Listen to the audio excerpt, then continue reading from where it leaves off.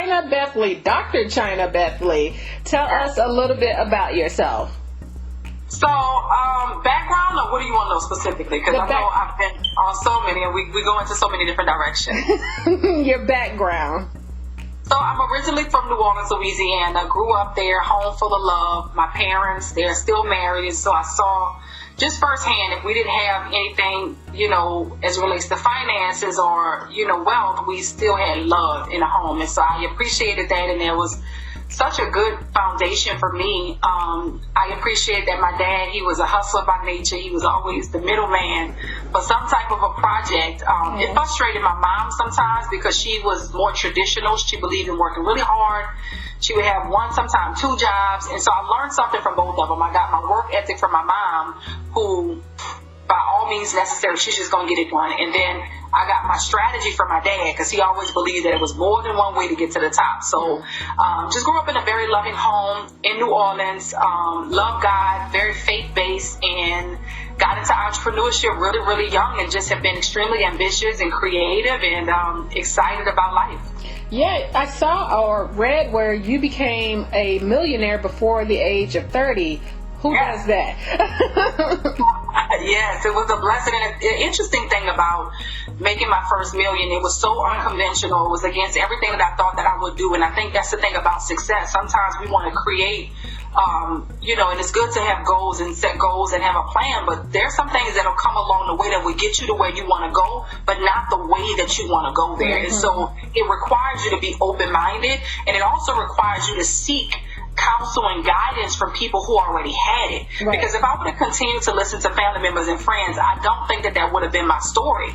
And when the opportunities was presented, if I would have went back and asked family members and friends what they thought, I don't think that it would have been my story either, because so many of us, that's what we do. We go back so unsure of ourselves, so unsure, of whatever it is that could be, that we go ask somebody else what they think, and they're not thinking about it. So, yeah. It'd be an issue. Exactly. So then, with that being said, what was your first endeavor? Business-wise, as a business professional, so I opened up my first beauty salon on Xavier University's campus in New Orleans, Louisiana. Wow. Before Hurricane Katrina. And it was so beautiful. It was 4,200 square feet. It was 2 floors. It just was a big deal for a young black woman who just graduated high school to be doing something that big. And the beautiful thing about being on a college campus, a university campus like that, is that the freshmen, they don't know anybody, they don't know where to go. And so it was just very convenient that our salon was right there for them. And we made a lot of money until the storm came and took that away. Oh, so then what did you do, like, when the storm happened and you had to do something else? What did you do? Yeah, well, we relocated for number one. So my husband and I, we lost our beauty salon and our music production studio, which is what he had at the time. Our house, we were just brand new homeowners. We didn't lose it, but we relocated to Atlanta, and we just saw opportunity here. So even when the city opened back up and people went back home, we decided and opted to stay here in Atlanta, where I currently am now, because we were raising a daughter, and we just felt that the schools would be better. We knew that the city was rebuilding and it would be a process. And we felt that the opportunities would be bigger here in Atlanta. And we were very aggressive at taking charge and getting involved right away. Did the doggone thing. So, and then once you hit Atlanta, you start doing something else. What did you do?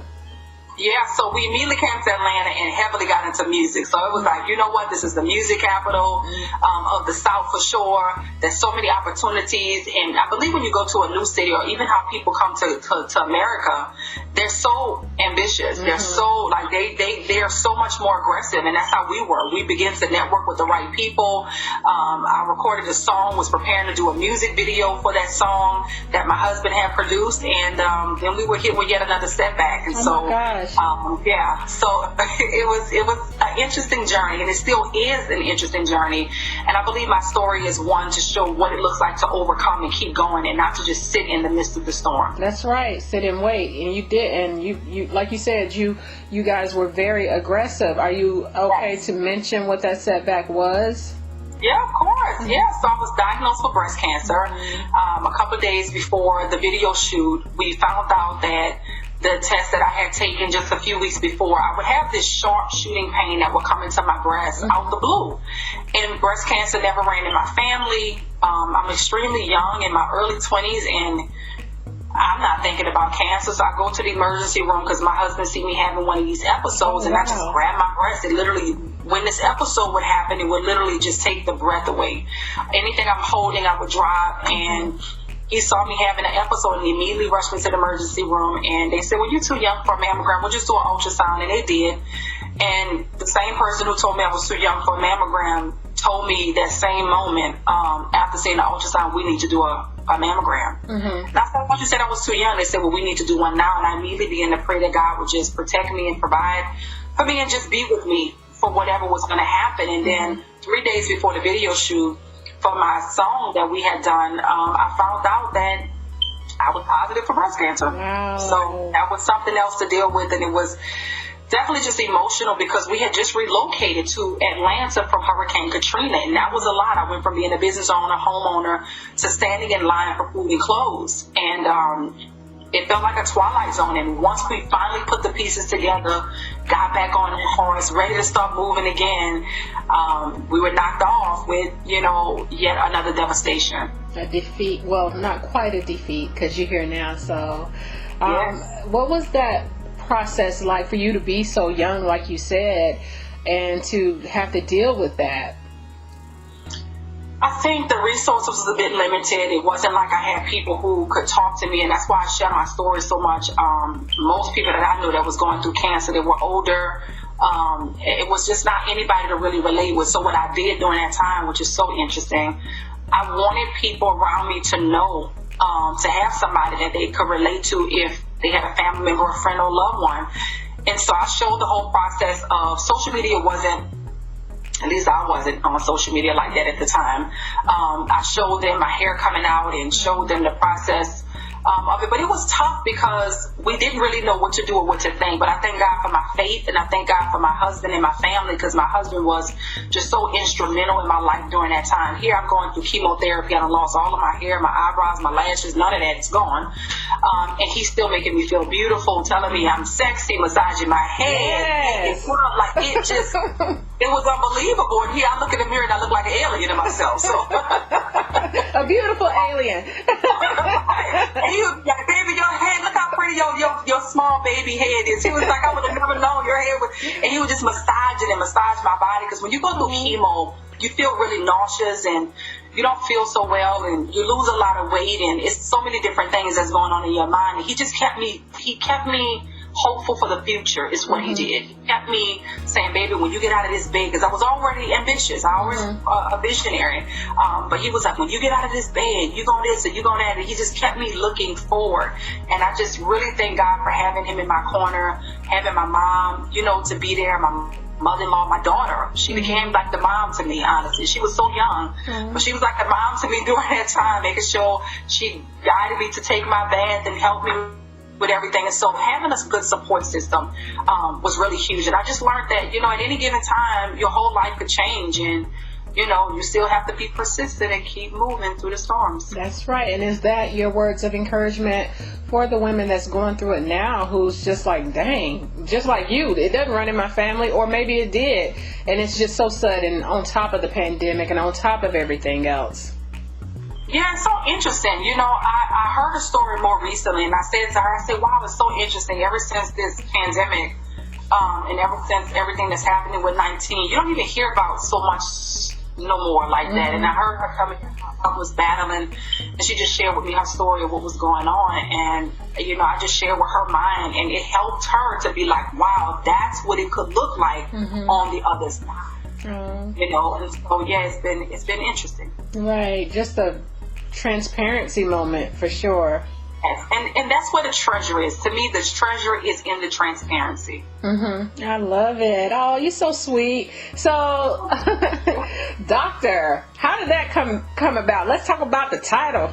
Yes, so it's so interesting. So I have been serving in entrepreneurship and outreach and giving back and empowerment and any kind of mentorship program and little sister program. And I did go to college. I went to school. I got my associate's degree in music business, but I didn't do it the traditional route. I actually got an honorary doctorate for the work that I had actually done, the people that I helped, and literally thousands of people globally that I had impacted. And so I was nominated for an honorary doctorate, and I received it. And I didn't think I was qualified. I was so like, no way, this is not possible. They shared with me all of the people that we know today who have honorary doctorates to make me feel okay with it. And they said, let me show you. First of all, you were nominated several times. Right. Second of all, you qualified. Let's just put that out there. And this is the legitimacy of it. And I was like, oh my gosh. And so I got honored with an honorary doctorate, and at the same time became a global ambassador to the United Nations. And then a few years later, I got a Lifetime Achievement Award from our 44th President Barack Obama. And so it just was so overwhelming to know that I'm just operating in my purpose and just walking and serving, and yet all of these accolades are coming in. So sometimes you feel so unworthy, like, are you kidding me? Lifetime, whoa. I'm a millennial, so, I got a lot of life to live. And, yes. Yeah, so it was just really interesting to see that all of those things happen. But I accepted it all with grace to be a point of contact and example for other Black girls and young women who are on their journey to do something amazing, to be acknowledged for it. Well, God calls or qualifies the called. I think I said that right. So you were called, and He qualified you every time you stepped up. He had something for you. So do you think that this is a spiritual journey? It's all a spiritual journey. I even tell people about what I'm doing right now. I knew that I would do something big no matter what it was. I was always a child. And here's the thing about children, if there's any moms that are watching, or anybody that's watching, and maybe this was you, but I was the child that the teachers would tell me, because my dreams were so vivid and so big, get your head out of the clouds. Even my family members and friends, they'll be like, oh, here she go again, big dreamer, her head always in the clouds. And if you allow it to, it could be discouraging. But, I felt like this whole big world that we have, it ain't just to stay in New Orleans my whole life and do just basic stuff. Like, there's so much more. Let's go see the world. Let's go this and let's go that. Right. I was always helping other people to really dream and do things outside of the box. And so for me, I found my purpose. I found my purpose in my voice. I found my purpose in speaking life into other people, and I just enjoy what I do. And just continuing to move in that path, this has become ministry for me. I feel like I'm feeding the hungry. I'm feeding those who are hungry for more out of life and more out of whatever they're doing. And so it's been an honor and a blessing. And so, it's definitely ministry for me. And I'm excited to serve. I love it. So did you ever want to, or knew that you wanted to be in philanthropic activities or work with the youth and people in need? Here's the interesting thing. When I was young, I promise I'll make it come back. It's so funny. So I was always helping those that may have been viewed as a little helpless, but I did it in a different way.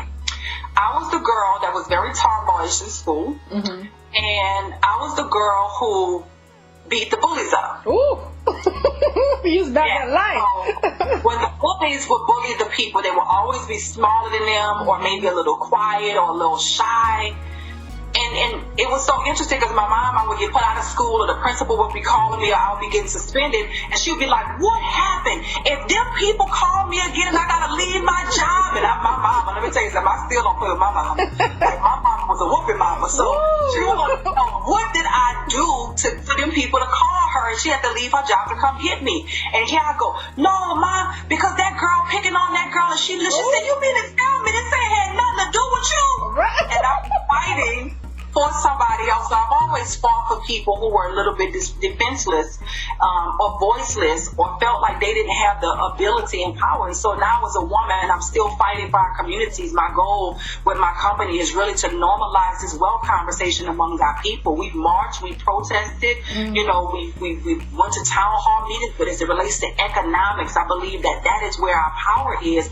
And that's what I'm leading right now with Rich University. And I'm honored to continue to do what I did and to continue to fight and equip our people to fight as well so that we can win. So I'm glad you mentioned that, because that was my next question, believe it or not, because I bet you saying she want to know about my life. I did.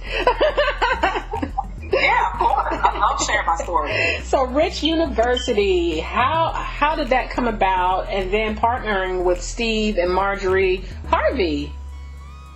Yeah, so basically, Rich University was a vision that God gave me 7 years ago, and it was really because of where I come from. Most people, I remember my daughter, she was in a car, and we were with a friend of the family, and my daughter was really young at the time, probably about 4 or 5, and she was like, I want to be rich. I saw nothing wrong with the term. I mean, it didn't make me feel no kind of way. And the girl was just like, oh, girl, I got to stop her from saying that. Don't let her say that kind of stuff. And I'm like, wait a minute. Like, oh, see what's the problem with that? Me too.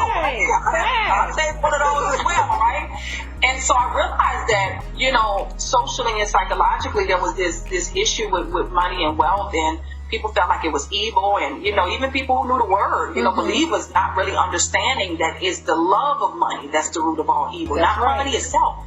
But what was happening is people felt like people who were wealthy were mean or evil, and they had to do some kind of sacrifice. It was crazy, which keeps us pushing it away from us. And that's what you believe a person has to do to become wealthy, then you won't become wealthy because it's going to go against the morals. So my goal was, through the name itself, even with our brand, I have Rich University shirts on a lot, having rich across your chest or on any kind of paraphernalia, so that you can become comfortable with the idea of being rich. But it's more than money for me.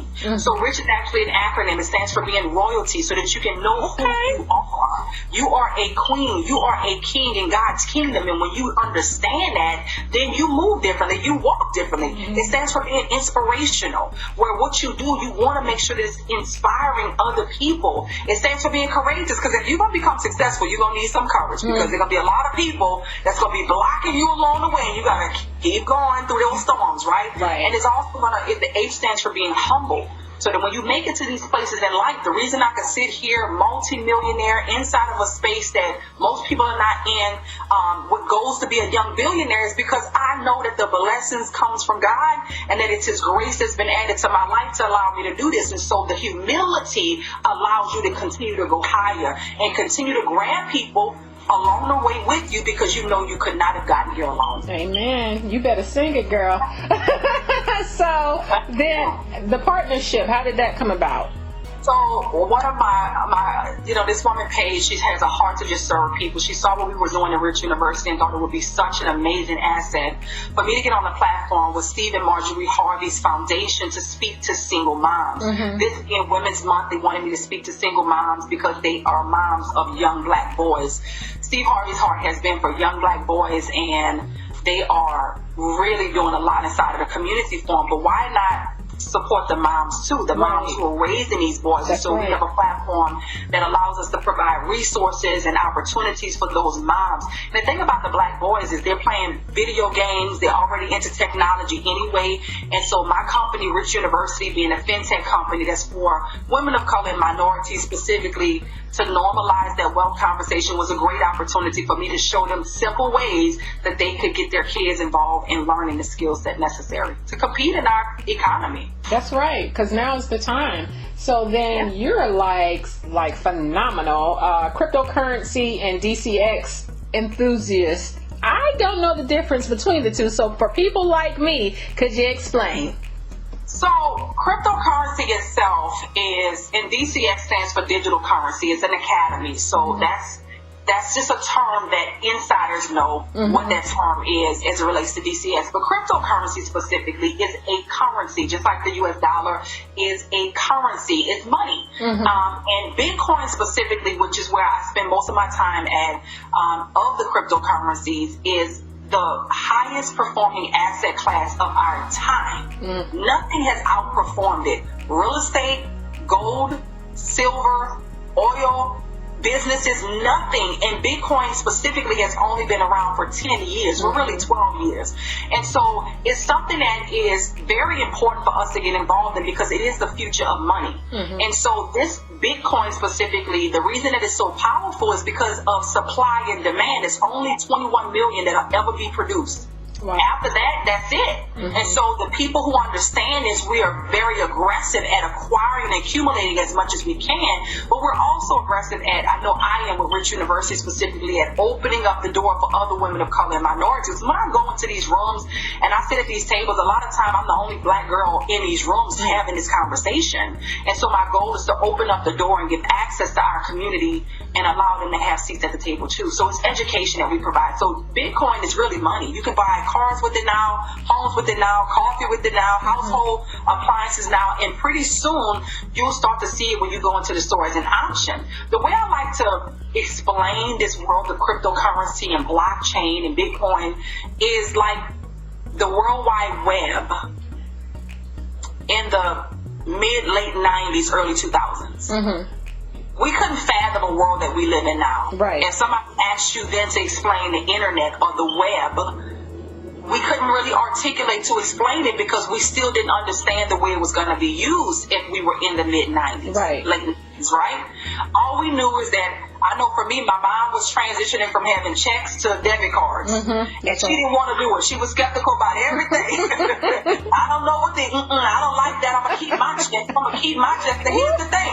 Ain't nobody asked her permission. That everybody was being transitioned to this new system and this new way of living. We didn't have a say-so on it. But the same thing is happening now with cryptocurrency. Soon you'll see, and you guys will be able to play this video over and over again or whatever it is will resurface, because the same thing is going to happen when the banks transition you guys to having a crypto wallet. And then everybody will be participating. But unfortunately, when they do this, they don't educate us. And that's what Rich University is doing. We're educating our communities on how really they can become their own bank. I actually acquired gold and silver myself. I have it here. Where gold bullion bars, pure gold bars. I say I am the bank. So that's gold inside a real asset. I believe if we royalty, kings and queens, they got gold and silver, right? I got silver that I acquired, as well as Bitcoin and a few other cryptocurrencies. And so I educate people on different asset classes and how you can take $50 a week and start investing into Bitcoin. Okay, so I'm gonna do it. Thank you, girl. Now, for people who's apprehensive, like you see me, I'm like, you only had to tell me one time. And of course I researched you, so I know you know what you're talking about. So for people who's apprehensive, who's like, well, I get 1 million inboxes from people daily because there's so many people that's friend requesting. I got the hookup. So you know where I'm going with this. What set you aside? Well, for number one, don't trust those sources. A lot of it is not actually legit. So my page has been cloned about 1,000 times because of the amount of people that I've helped, because I travel around the world. My company is in 30 different countries right now. I frequent Dubai and South Africa, and I got a lot of testimonies. And so what has happened is all of the video that I have of helping people, they've cloned it. And it's not just in this industry. Celebrities are dealing with it bad, and other business professionals. You may have some fake pages out there yourself. And so basically those inboxes, or chances are they're not coming from a real source. So what's happening is they'll tell you that you give me your money and I'm going to do it for you. That's the number one red flag. So at one point we had hardware criminals, right? Now we got software criminals. And so we have to be, once again, educated about this. I talk about this in my book, Bitcoin Baby, as well, because most people don't know the difference. And that's why you're skeptical, because you should be. The difference between what we provide in Rich University is I give you the education to put you in a driver's seat. So they want you to get in their car, which is give you their money. I mean, give them your money, and they want to drive. No. I want you to get in the car, and I want you to drive, and I want to teach you how. And that's the difference. With us, you're in control. With them, they want to take what you have and do it for you, and that's not what you don't want that. And so the difference is, for number one, we are a reputable source. The type of people, for example, Les Brown, he partnered with us. He calls me his Forex mentor. And so people like that who have credibility in their names, they just are not going to partner with anybody. So I think that you have to be very intentional on where you seek this information out at. Due diligence. Due diligence. So then with that, tell me about your book. Bitcoin Baby was created with a brand new investor in mind. 7 baby steps to helping you to become a savvy digital currency investor. Everything that we do now is digital. why not our money, right? And so I show you what is Bitcoin, why is Bitcoin, where is Bitcoin, when do I Bitcoin, and who's in Bitcoin. Okay. And I share with you my strategies, short-term wealth accumulation over a period of time. It's already projected that Bitcoin is going to be $300,000 by December 2021. Wow. Right now it's $50,000. So if you put your money in that asset, then your money is growing. If you put your money in the bank, you can guarantee next year or at the end of the year, December 2021, that your money is going to be worth less, because it's been worth less every single year for the last few decades. I also teach short-term wealth strategies in my book and sharing what it is that I do for my lifestyle, not the long-term. I'm not putting money into Bitcoin to pull it out to go and buy a Bentley, right. But I will trade cryptocurrency in the foreign exchange market and do that. And so I show you the difference in how you can navigate it inside of a community.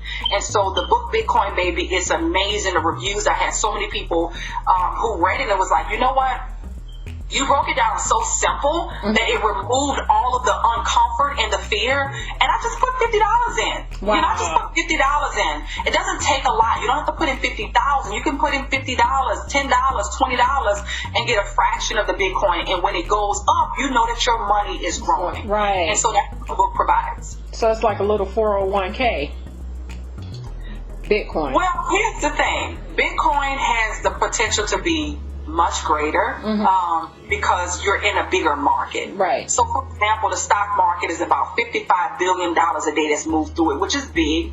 The Forex market is about $6.7 trillion a day. That's bigger. Right. And then cryptocurrency has nowhere near even scraped this potential, and it's already projected to be bigger than the foreign exchange market. And so it's you being in charge. So when we talk about cryptocurrency, we're talking about something that's decentralized. It's the people's money. Bitcoin is the people's money. It removes all of these people that's in control and have their hands on your money, and it gives you the power to do it yourself. So that means you need education for that. So that's the beautiful thing about it. We've had people who have had 401ks and traditional IRAs that have transferred some of their money, and they're doing much better in growth of their own money. And it's amazing. Not everybody, but the ones that take it serious, that really tap in, that are serious about growing their wealth and follow directions, the testimonies are amazing. Paying off student loan debt, that's one of the things that's really big inside of Rich University. Within 18 to 24 months, people's student loan debt is cleared. Right. Mainly because of what we do inside of Rich University VIP. We help them with the mindset. And we say, okay, what is your goal? So that when you make the money, you give your money a mission. So we already know, I want to pay off pay my mortgage up for the year, or I want to pay off some debt, or whatever they want to do. Now their money has a mission. I love it. I'm definitely informed, and we've only been on the phone. Well, not the phone. Lord, I feel like I'm talking to an old friend. We've been talking all the time. 28 minutes, but I'm so informed because I do remember when it first came out, or we first heard about it online. People were saying you couldn't spend it, so you're saying no, you can transfer it here, and this is how you spend that Bitcoin. Well, at that time you couldn't. That's very true. No, very, very true. But here's the thing about being an early adopter. One of the members inside of Rich University, she got in early in 2009. Wow. So it came out in 2008. In 2009, it was a penny. She got in. Was 10 cents, and she was very skeptical then because of that reason, because it's like, okay, where is this cryptocurrency, where is this Bitcoin, what do you mean it's not physical? Like, none of that made sense, and you couldn't do anything with it. So she gave the person $10 and they put $10 in when it was 10 cents. Do you know when she was finally able to recover her credentials, she had $2.8 million back there from 10 cents? So at one point there was nothing to do with it. Now you have Elon Musk, who just put in $1.5 billion for Tesla. Now you can purchase a Tesla with Bitcoin. There's another luxury dealership that takes it as well. You can purchase homes and real estate with Bitcoin. They definitely, listen, my shirt says pay me with Bitcoin. Pay me with Bitcoin. Let me get that. For my community, for my investor academy, pay me in Bitcoin, please. Why? Because paying me in Bitcoin gives me the opportunity for my money to grow. So then you could not do nothing with it. Now, fast forward to 2021, you now can get coffee with it. You can go to Lowe's and spend it. And coming soon, you'll go to your grocery store and you'll be like, Bitcoin here, and those will become indicators and social proof. My goal is for us to not wait until those things are happening, because the more those things happen, the more it's too late. There's Bitcoin ATM machines everywhere that you look. And so social proof is here. Amen. All right, I'm gonna have to pop into your little seminar. Not little, because that's condescending. Your big seminar. I'm gonna pop in. So, with all that you have going on, because you're super educated, like super knowledgeable. That's how you got that doctorate. It's not because you weren't doggone worthy. You are. So, how do you balance motherhood, business, and just everything that you have going on? You know, that word balance, I'm not worthy of it. I tell you, that part, I don't know. My husband would not agree that I'm balancing well at all. And full transparency, but I think love is a currency too. And I love my family. They know that the sacrifices that I make is for them. They know that the lifestyle that we live is so that they can have freedom and that we can develop generational wealth. And I have them involved. Just yesterday, I had my son, he loves the silver. And he says, oh, Mom, I want to hold it. I let him hold it. I took a picture with it. And as he was holding it, I began to decree over him. Amen. That because you are a king, and I began to speak to him that kings have silver and they have gold, and I told him the opportunity and the doors that will open up and how God is going to protect him on his journey. And then he held the gold in his hand. I said, everything that you touch will turn to gold. And so I allowed them to be a part of the process. I did the same thing with my daughter. So my son name is A King, A-K-I-N-G. My daughter is A Legacy. Yes. And so I show them through example to keep them involved. So for example, if I have a big goal, which I always have a big goal. Okay, I'm pushing for my eight-figure experience, right? So I can get to my first $10 million. And so when I hit these milestones in life, I reward them and I say, hey, this is how you guys are going to be rewarded. We're going to get to go here or do this or do that. And my husband is so instrumental. Let me just be transparent. He's an amazing cook. I mean, he is a chef. When I tell you he cooks and he's been so amazing, not just then in cancer when I beat that, but even now, he knows that I work really hard doing this, and breakfast in the bed is a normal thing. Okay. So I'm grateful for that. So every morning I'm waking up to good smelling food, and I'm so grateful. And I know that that's also his way of honoring what I'm doing as well. And he's an amazing entrepreneur, an amazing producer and engineer, and does incredible things himself. But we find a way to say, listen, this is what I'm good at, and I'm going to support, he's going to support me in this, and this is what he's good at, and I'm going to support him in this, and this is how we support each other. And here's the truth, we got a lot of help in the house. So I believe that there's certain things that only I could do. Right. And there's other things that I want done, but I ain't got to do. So I like a clean house, but I don't have to be the one to clean it. Let's get a staff in here to do that. Yes. Okay. And even when he's not cooking, I want to eat healthy food, so let's bring in some help for that so that we can still focus on our purpose. And when you're in a position that your money could work for you that way, you can be really free to do the things that God has called you to do without being so bogged down. Amen. Can I be like you when I grow up? So I think I am so informed, so empowered. I'm going to my prayer closet when I get off this line. Because you have motivated me, and that is the beautiful thing about you. From what I get from you is you are who you say you are. So it doesn't matter, when I asked you what sets you aside, you are who you say you are from you to your kids. So that is a wonderful thing that you've done and that you've instilled in them to where even I can see that from the outside looking in. So thank you. Thank you so much. Thank you. Thank you. I appreciate it. And I think the more people see that it's just everyday people just making constant decisions one after the other, and they just keep moving through life, because as you hear, life has already happened and life continues to happen, but we just keep moving through that process, and it's nothing that God is going to give us that we can do alone, and that's too big for us to accomplish with him being involved. So he gets all the glory. That's where the humility comes from, because I know I couldn't have done none of it alone. Right. And you understand that, then there's no need to beat your chest like it's because of you. I'm clear that ain't nothing self-made about me. That's right. Amen. I love it. So for our viewers and listeners, where can they follow you? How can they get the book? How can they get involved with Rich University? Awesome. So you can definitely follow me on social media. I'm Chyna Bethley on all social media sites and platforms. I'm doing real big things on Clubhouse, and I'm at Chyna Bethley everywhere. CHYNABETHLEY. And also you can purchase Bitcoin Baby by going to BitcoinBaby.com. You'll have access to the Bitcoin Baby ebook, as well as you'll have access to the VIP community that Rich University provides, which is all about mindset, because it's where your wealth starts at. You are your greatest investment. So investments go here, and then everything else will begin to manifest. So I have the Rich University VIP community, that's group coaching, and I also have my Investor Academy. This is where the book and the mindset comes to life with a group of people, where we have apps and resources. You can have access to silver and gold and Bitcoin and all of our academies to teach you what you need to know to become a savvy investor. And everything is for the brand new investor. So we don't talk terms that's overwhelming. We bring you in, we show you results quick, and then you begin to blossom and open up. I love it. So thank you so much. I like that. Baby steps. Feed me with a spoon. That's right. So thank you so much. I had an amazing time with you. And then I just want to, with the Rich University, like, is that an 8-week program, or how? So it's no contract, it's no term.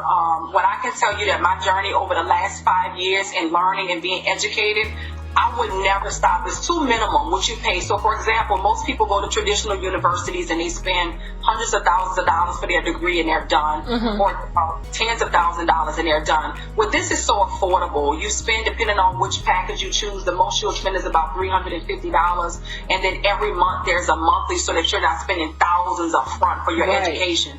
And so whenever you feel like you're done, you're done. But the reason that most people keep going is because community is priceless. When they have access to like-minded people, they tend to do better. And when you're talking about investing, especially in the markets, like, no matter how good you become, the markets change frequently.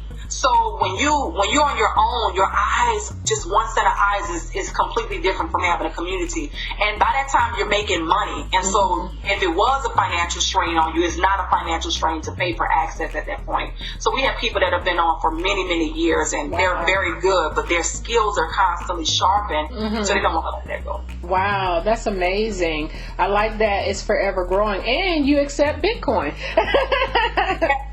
Please pay me with Bitcoin, please. Cut out the middleman. Give it straight to me. I think I will gladly accept. I love it. So thank you so much for your time, and I hope you have a wonderful evening. Thank you so much. I thank you for this opportunity. God bless you as well. Bye.